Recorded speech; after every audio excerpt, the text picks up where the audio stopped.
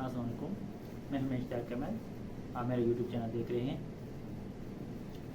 नाज़रीन, आज हम बात करेंगे कि हम वक्त का ज़िया क्यों करते हैं, इसकी कदर क्यों नहीं करते, इसे कैसे बचा जा सकता है।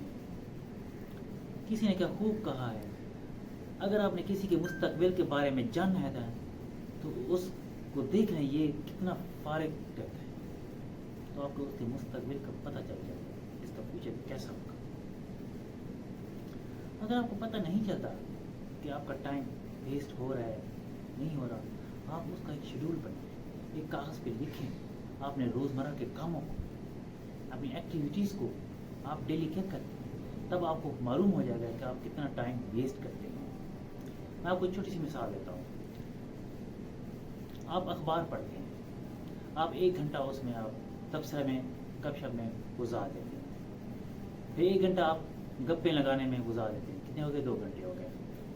फिर आपको सुस्ती सी हो जाती है, चलो थोड़ा सा लेट लें, थोड़ा सा और गप मार लें, तो 1 घंटा सुस्ती में गुजर गए, कितने हो गए, 3 घंटे हो गए।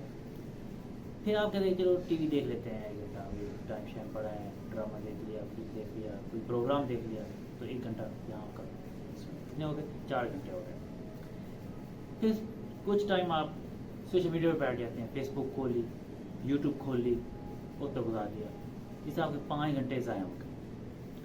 अगर हम इसको 7 से ज़रब दें तो ये 35 घंटे बनते हैं, और ये महीने के 140 घंटे बनते हैं। अगर इसको 12 से ज़रब दे दें तो ये आपके 1680 घंटे साल के बनते हैं। हाँ, अगर आपने दिन निकालने हैं तो आपको 24 पे तकसीम कर दें तो ये आपके 70 दिन बनते हैं। यानी कि गौर कीजिए कि आप साल में अपनी ज़िंदगी के 70 दिन ज़ाया कर रहे हैं। ये छोटी सी मिसाल थी, हो सकता है ज़्यादा टाइम ज़ाया करते हो, वेस्ट करते हो या काम करते हो। तो ये वक्त बहुत कीमती है, आप इसकी कदर करना सीखें। जब वक्त छीन जाता है फिर पछतावे रह जाते हैं, फिर वो नहीं हो सकता। जैसे कि पुराने ज़माने के लोग इस वक्त में नहीं आ सकते, नई टेक्नोलॉजी के ज़माने में नहीं आ सकते। हाँ, आप अपने वक्त में इस टेक्नोलॉजी में आगे बढ़ सकते हैं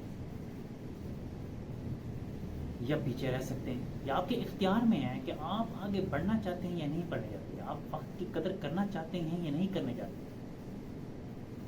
वक्त को जब आप अपने हाथ में रखोगे, मुट्ठी में बांध रखोगे, तो आप कामयाब तरीन इंसान बन जाओगे। जब आप वक्त का साथ छोड़ दोगे, नाकामी आपका मुकद्दर बनेगी। खुशकिस्मत इंसान वो है जो नेमत के छीनने से पहले इस वक्त जैसे नेमत की कदर करता है। बीमारी और फुकर से पहले इस नेमत की कदरदानी ये है कि अपनी ज़िंदगी में वक्त को आला तरीन मकासद के लिए इस्तेमाल करें, अच्छे कामों में इस्तेमाल करें, अच्छे अफराद के लिए इस्तेमाल करें,